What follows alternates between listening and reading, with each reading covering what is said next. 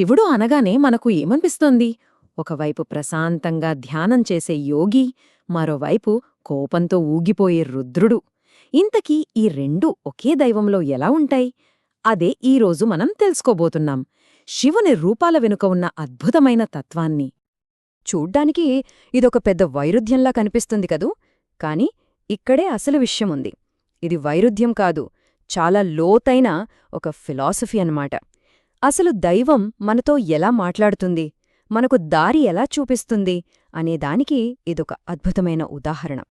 దీని వెనుకున్న కాన్సెప్ట్ చాలా సింపుల్. అసలు దైవానికి రూపం లేదు, దాన్ని అమూర్తి అంటారు. మరి మనలాంటి వాళ్ళకు అర్థం కావాలంటే?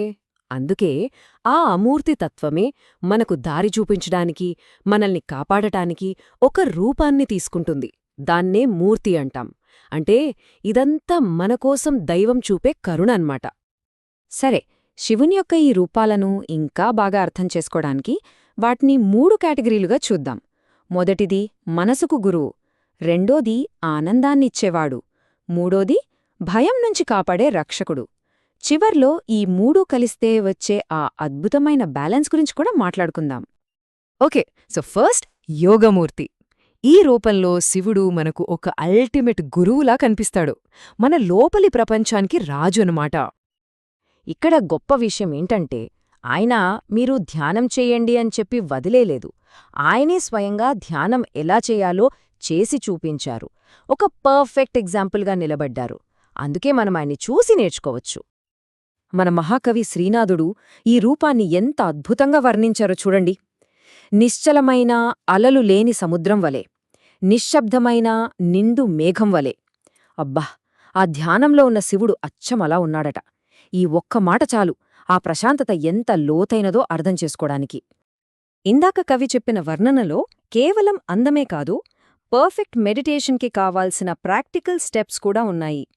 స్థిరంగా కూర్చోవడం, చూపుని నిలపడం, ముఖంలో ఎలాంటి టెన్షన్ లేకుండా ఉండడం, శరీరాన్ని మనస్సుని నిశ్చలంగా ఉంచడం, ఇవన్నీ దైవత్వాన్ని అందుకోవడానికి, మన లోపల శాంతిని పొందడానికి ఒక రోడ్ మ్యాప్ లాంటివి. సరే, మన లోపల శాంతినే సాధించడం ఓకే, మరి బయట ప్రపంచంతో మన బంధం ఎలా ఉండాలి? జీవితాన్ని ఆస్వాదించకూడదా? అక్కడికే వస్తున్నాం.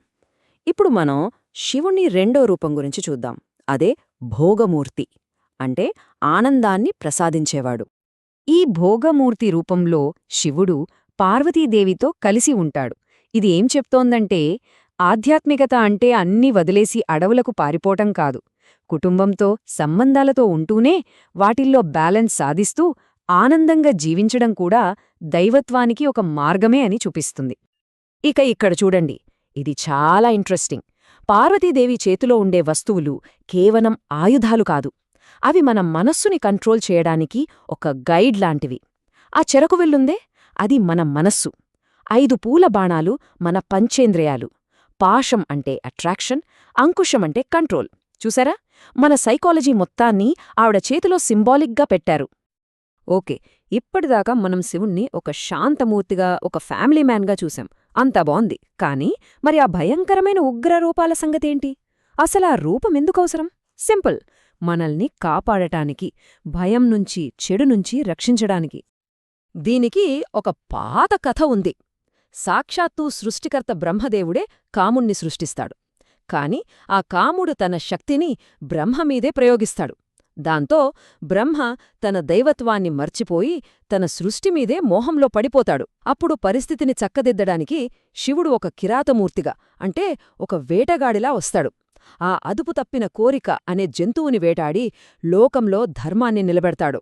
అంటే మనలో చెలరేగే కొన్ని కోరికలను అణచడానికి కొన్నిసార్లు ఇంత కఠినమైన శక్తి అవసరమన్నమాట.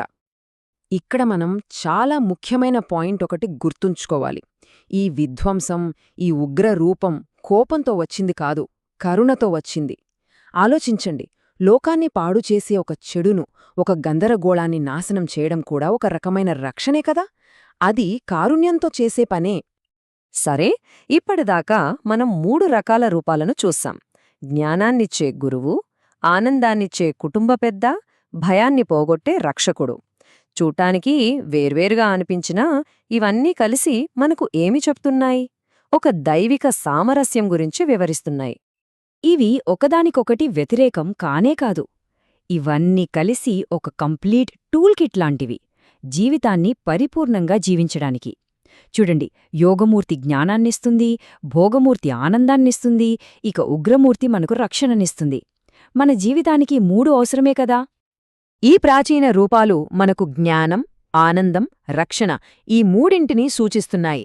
మరి ఇప్పుడు ఆలోచించాల్సిన విషయమేంటంటే, ఈనాటి మన ప్రపంచానికి ఈ దైవిక శక్తులలో ఏది అన్నిటికన్నా ఎక్కువ అవసరం?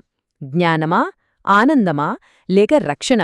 ఈ ప్రశ్నతో ఈ రోజుకు ముగిద్దాం. ఆలోచించండి.